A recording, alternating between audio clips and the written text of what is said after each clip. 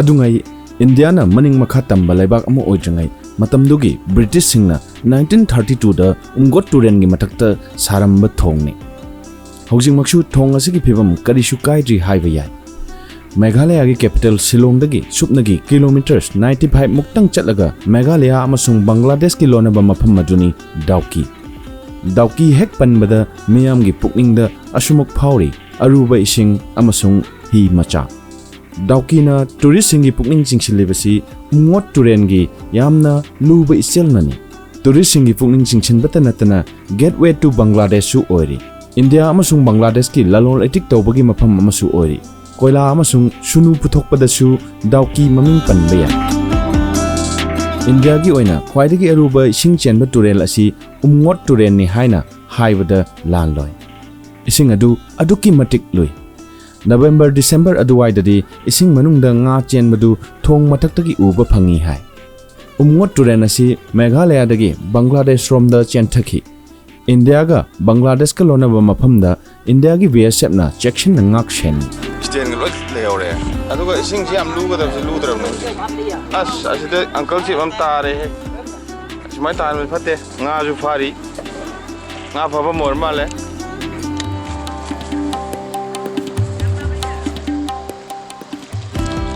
nga lakra male nga da phabu udi badon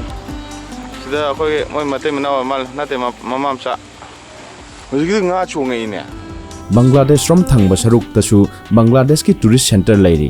amasung Dawki gi Umngot turen gi tourist singi hi tongphamsu hairiba Bangladesh ki tourist center aduga thangna na laire Bangladesh rom gi hi sing adu motor season adun holi adubu India rom thangma maikai gi hi sing di motor season aba ude tapna honba hi gi tanthada aruba ising gi masak yamna ningthijai lau singu ba masung koila putokpu gi thabak khak natana Umngot turen gi chenda tourist singbu hi tonghanba amasung Umngot turen gi mathakta nga phabana mafamdugi praja singi maroiba sinpham oiba male masing thingamdraba nga phaba sing urai turen asigi angamba lairaida nap tuna amasung hi tongduna Umngot turen gi chelda khoi choppa sing urai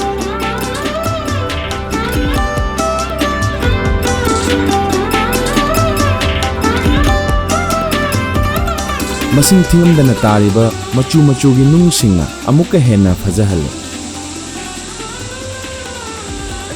Itay magi hotel ne sina sa phangba are sa wa ma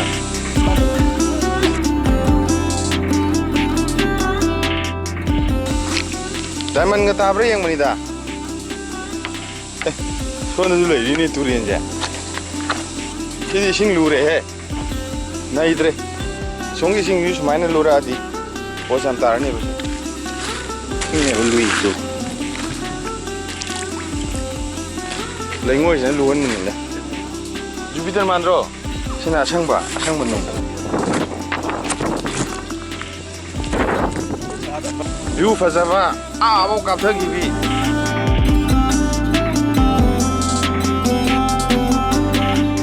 mafam asida chacharuriba aigi oina haujimak ising yam luba thengnarakte adubu November natraga December aduwaida chatlamagadi Umngot turen gi ka hena amasung angakpa mawongda chenba aruba ising adu urakkadabani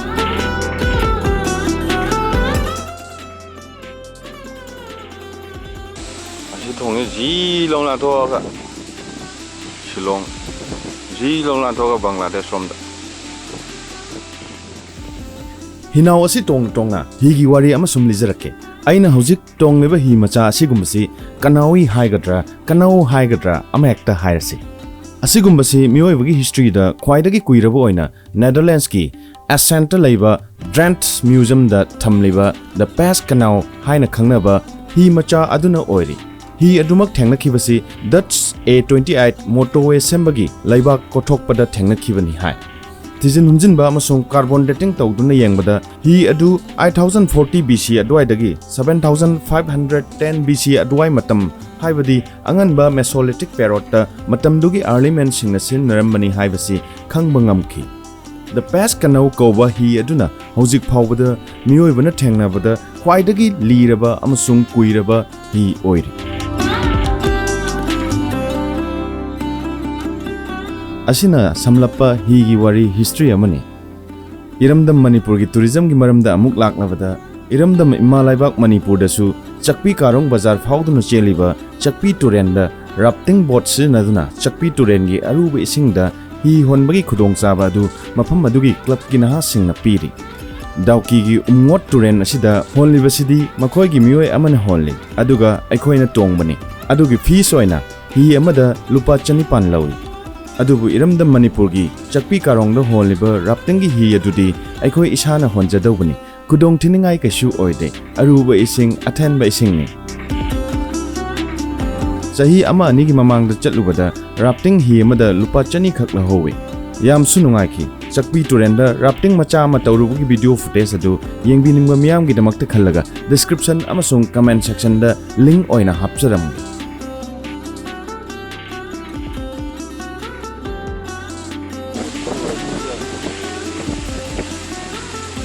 Sing khalai da kanam to